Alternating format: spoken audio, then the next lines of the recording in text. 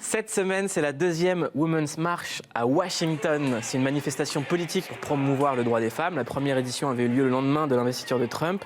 Pauline Baduel, merci de nous avoir rejoints. Bonjour. Alors, à cette manifestation, qu'est-ce que tu as retenu ?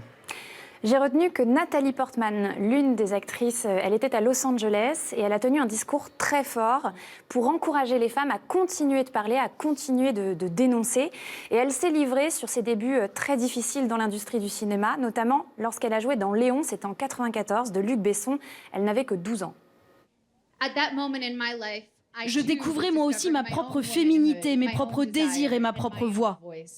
J'étais tellement excitée à 13 ans quand le film est sorti, que mon travail et ma performance artistique touchent le public. J'ai ouvert avec enthousiasme ma première lettre de fan.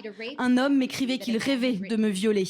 Une radio locale a organisé un décompte des jours jusqu'à mon 18e anniversaire, date à laquelle ça deviendrait légal de coucher avec moi. Les critiques de cinéma faisaient référence à ma poitrine naissante. J'ai rapidement compris, même à l'âge de 13 ans, que si je m'exprimais sexuellement, je ne me sentirais pas en sécurité et que les hommes se sentiraient autorisés à discuter et considérer mon corps comme un objet, quitte à me rendre mal à l'aise, un monde dans lequel je pourrais m'habiller comme je le veux, dire ce que je veux et exprimer mes désirs de la façon dont je le souhaite, sans crainte pour ma sécurité physique ou ma réputation.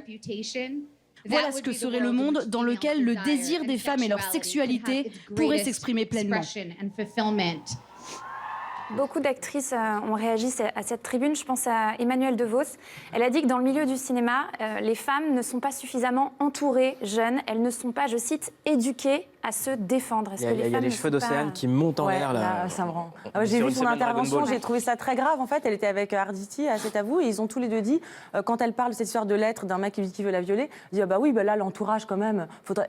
Au lieu de quand même remettre en question le fait que des hommes trouvent ça tout à fait normal d'envoyer une gamine de 13 ans, j'ai hâte de te violer, eux ils disent ah bah oui, mais il faudrait quand même que ses parents l'entourent mieux. Je trouve que c'est prendre le problème à l'envers. C'est très problématique. Je veux dire, ça montre à quel point, pour moi, quand j'ai vu Arditi et DeVos, je me suis dit mais ils sont tellement pris dans ce système qu'en fait leur seule réponse c'est de dire c'est à l'entourage de protéger, c'est à la fille de se protéger. Non, c'est avant tout à éduquer les hommes pour qu'ils se comportent plus comme ça. Et c'est très intéressant ce qu'elle dit, Nathalie Portman, c'est-à-dire qu'elle montre comme ça fait système justement, comme des médias ne parlent que de sa poitrine naissante. Enfin, c'est tout le système autour d'elle, le décompte de la radio jusqu'à ses 18 ans. Enfin, elle est hyper sexualisée à 13 ans. Et après on va dire ah oui mais c'est à elle de se protéger. Bah pas que. Enfin peut-être qu'il faut aussi arrêter de parler. Et là on l'a vu sur Stranger Things, la gamine c'est pareil, elle est hyper sexualisée et tout ça et elle le vit très mal. Le gamin aussi, il a même témoigné de ça, le héros de la série. Faut y aller tranquille, quoi. Là, ça se joue un peu sur le tapis rouge. On a les Oscars, les premiers Oscars post-Weinstein. On a James Franco qui est évincé, Kevin Spacey. On a une sélection très féministe. À l'inverse, on a encore du Kobe Bryant qui est nommé alors qu'il avait été accusé de viol en 2003. Est-ce que vous pensez qu'on est vraiment en train de changer les choses dans le milieu du cinéma ?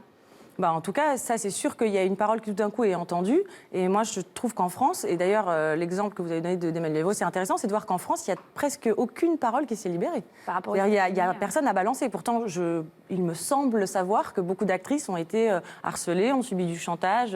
Voilà, bah, tu me suces et tu joues dans mon film. Enfin, je veux dire, ça c'est connu quand même. Sans parler de violence actée, je veux dire. Donc c'est bizarre qu'en France, on soit encore, pour moi, on est encore dans un pays assez réac, latin, où quand même on ferme notre gueule, on dit oh ben non, mais les pauvres quand même. C'est des petits chatons, c'est pas de leur faute, c'est des hommes. Alors qu'aux États-Unis, je trouve que là, il y a quand même. En France, le mouvement n'a pas pris. Mais pour ça, parce que je pense. Parce qu'on est français. Parce qu'il y a un patriarcat qui est encore très fort. Non, mais je pense qu'on a une autre. Non, mais je pense aussi qu'on a une autre approche de la sexualité et de la relation entre hommes-femmes que les pays très conservateurs comme les États-Unis peuvent avoir. Je pense pas que tu auras ici, si quelqu'un a mis la main au cul à une fille, il sera pas viré du journal. Une main au cul, ça peut être considéré comme une agression. Oui, bien sûr, non, bien sûr. Moi, je pense qu'en France, le risque, c'est aussi que c'est un tout petit milieu et que si on commence à balancer, il n'y a plus de travail. Ouais. Si ça venait à sortir sur des amis ou des collaborateurs avec qui vous avez travaillé ou vous connaissez ? Moi, je suis très clair là-dessus. Moi, j'ai dit ça à mes amis. J'ai eu des amis qui ont frappé des femmes. Je leur ai dit tout de suite, je ne peux pas traîner avec toi.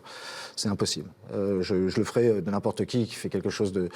frapper quelqu'un de plus faible ou frapper quelqu'un d'une manière injuste, je ne peux pas traîner avec. Si on m'apprend aujourd'hui qu'effectivement Woody Allen a véritablement violé sa fille quand elle avait 7 ans, je vais continuer à aller voir ses films, peut-être, mais en tout cas, je ne pourrai pas travailler avec lui. Je ne peux pas...